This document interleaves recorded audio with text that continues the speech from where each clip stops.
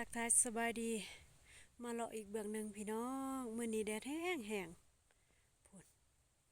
แดดอีหลีอีหลอเฮามาพาพี่น้องมาเบิ่งหัวเบิ่งสวนใส่ชีวิตแบบบ้านนอกคอกหน้าเนาะแต่ว่าชีวิตของเฮาอาชีพแม่นเฮ็ดหัวเฮ็ดสวนพี่น้องนี่อันนี้แม่นกกกระเพน้อยหรือว่าอาราบิกาเนาะเห็นบ่มาเบิ่งดอกพี่น้องนี่ดอกยุบมันแล้วตัวสีมันเหี่ยวเนาะแล้วก็มีดอกที่ว่ากำลังจูมนี่แต่ว่าดอกอันนี้แม่นเฮาจะเก็บปีหน้าเนาะพี่น้องเนาะเก็บมากำลังแล้วดอกก็เริ่มแล้วนี่กำลังจูมนี่หลังจากยุบแล้วนี่ดอกนี้กำลังบานเพราะว่าแต่ละปีมันก็หลายสุดอยู่เนาะพี่น้องนี่เฮาแบบอยู่บ้านนอกของนาอยู่กับหัวกับสวนก็สบาย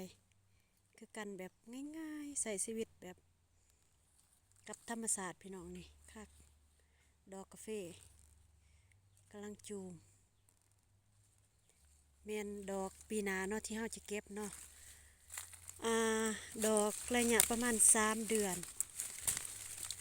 เดือน4เดือน5เดือน6 3-4 เดือนนี่แล้วเดือนเก่าแล้วเฮาจะได้เก็บหมากเดือนเก่าแม่นได้เก็บพี่น้องนี่ยอดโป่งก็งามยอดงามแห้งใบแต่ว่าแน่เบิ่งอนาคตน่าจะได้เก็บหลายอยู่ปีหน้านี่มาจอบเบิ่งสวนแบบว่าฝนตกเทื่อนึงหรือว่า2 เทื่อนี้มันก็ซัดไว้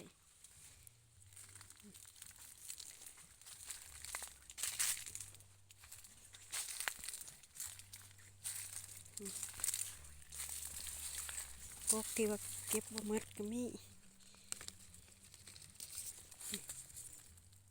หมากแดงไปโตะยา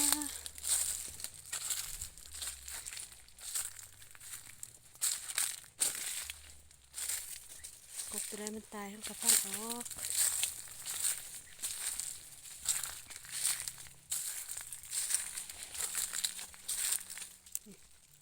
เราเก็บบ่หมดเนาะหมาก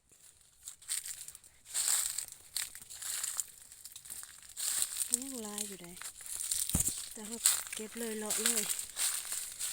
ความมาจอบเป็นสวนโอ้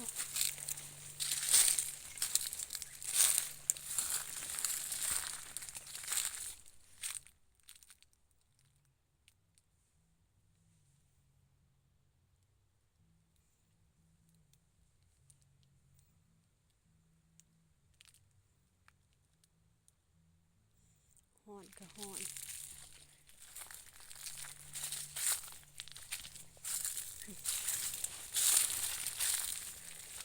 ว้าอันนี้มันกกมันพี่น้องกกมันเขาปลูกไว้ที่สวนเนาะเบิ้งลองควัดเบิ้งว่ามัน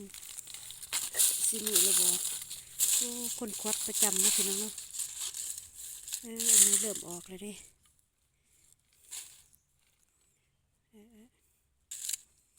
แมงมันเนาะนี่แต่หาอาจจะบ่มีเนาะเพราะว่าควัดกินประจำเลย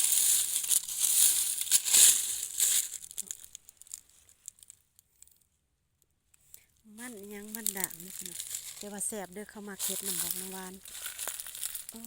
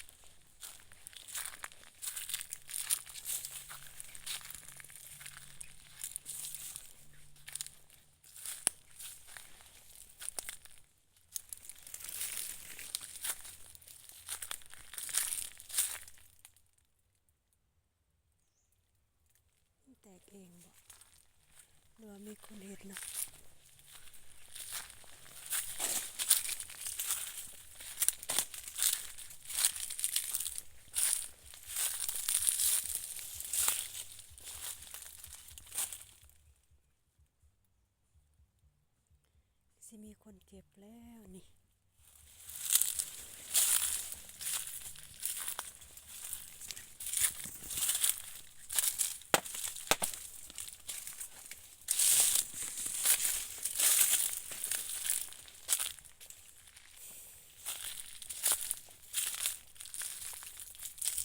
กกกระเพกา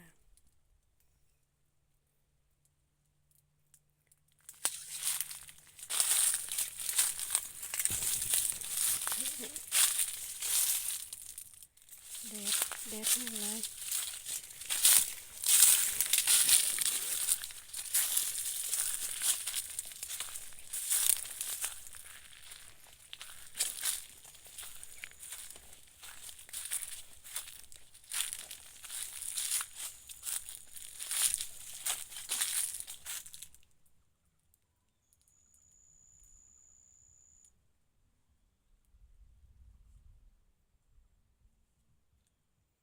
สวนเขาเจ้าทางเรียบร้อย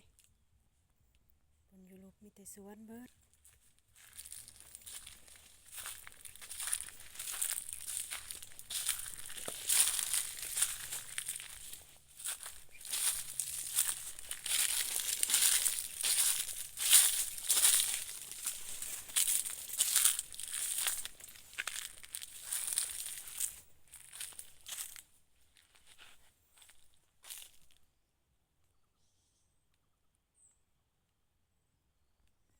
ป่าวิวงามขนาด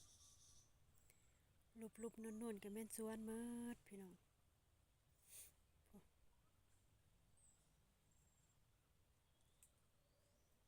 เป็นสวนกระเพกกลางกกใหญ่ๆใหญ่ๆบรรยากาศเย็นเพราะว่าสวนเฮามันอยู่เพียงเนาะ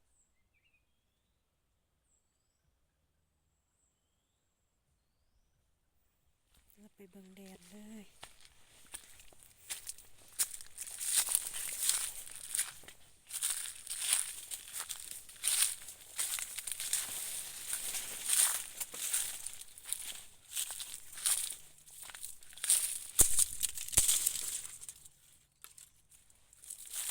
คืออันใดทำไมยังไม่ตาย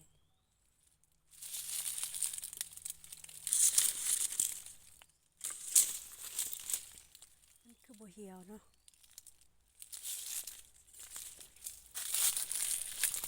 นี่เฮาบ่ได้ตัดออก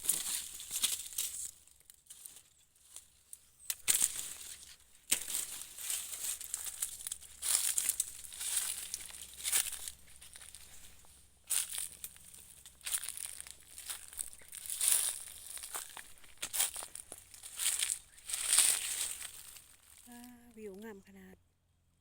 อากาศเย็นพี่น้องเอ้ย